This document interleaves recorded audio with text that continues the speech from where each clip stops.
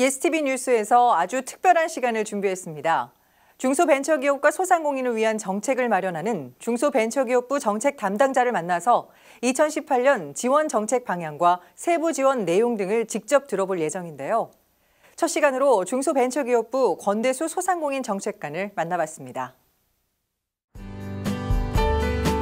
중소벤처기업과 소상공인을 위한 정책이 만들어지는 곳 중소벤처기업부. 우리 중소벤처기업과 소상공인의 희망이 활짝 꽃피우길 바라며 준비했습니다. 알아두면 힘이 되고 들어두면 길이 보이는 인터뷰 시작합니다.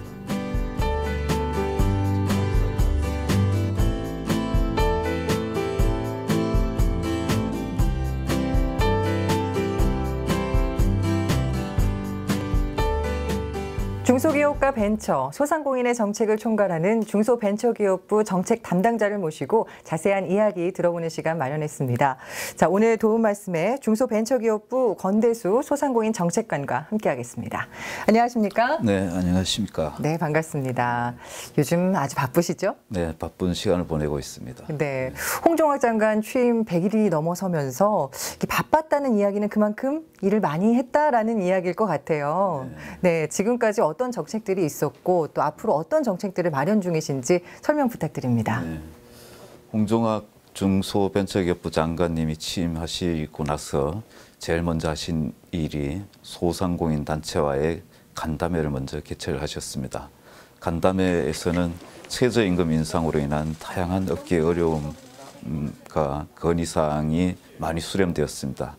이러한 간담회 결과를 통해서 장관님께서는 1월 18일 날 관계부처 합동으로 최저임금 인상으로 인한 소상공인의 어려움을 극복하기 위한 추가 대책을 발표를 하시게 되었습니다.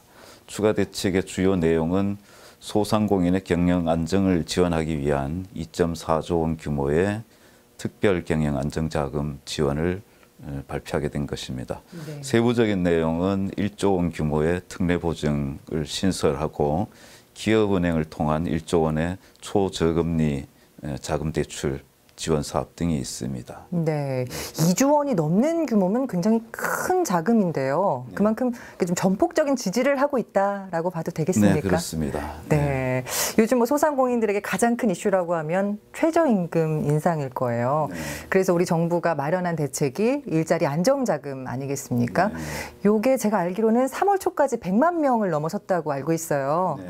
지금까지 신청하신 분들은 몇 분이나 되시고 또 신청을 하신 분들은 또 어떻게 하는지 좀 궁금한데요. 네, 4월 2일까지 150만 명이 신청을 했습니다. 당초 예상보다는 상당히 진척도가 빠른 편입니다. 그래서 일자리 안정자금 신청이 현장에서는 제대로 홍보가 되고 있고 실효성 있게 집행되고 있다고 보여집니다. 네, 많은 분들이 신청을 해서 도움을 받으시면 좋겠는데요. 네. 어떻게 신청을 하면 될까요? 신청 대상은 30인 미만 근로자를 고용하고 있는 소상공인 중소기업 대표자입니다. 그리고 근로자는 임금 수준이 190만 원 이하이면은 신청이 가능하고요. 지방 지역의 근로복지공단과 자치센터, 주민자치센터를 통해서 신청을 하시면 지원을 받을 수가 있습니다. 네, 많은 분들이 큰 도움을 좀 받으셔서 짐을 좀 덜으셨으면 좋겠습니다. 네, 알겠습니다. 그리고 일자리 안정자금 지원을 하는데 가장 부담을 느끼는 부분이 사회보험료에 관한 부분입니다. 맞아요. 그래서 정부에서는 두루누리 지원 사업이라고 해서 사회보험료를 지원을 하고 있습니다. 마찬가지로 소상공인이 신규로 사회보험을 가입하는 경우에는 90%까지 보험료를 정부에서 지원을 해주고 있습니다. 네. 아울러 4대 보험료 신규 가입할 경우에는 2년간 세액공제를 해주고 있어서 보험료로 인한 사업주의 부담을 경감하는 데 큰 도움이 되고 있습니다. 네, 사회보험료 감면 혜택까지도 좀 꼼꼼히 챙기셨으면 좋겠습니다.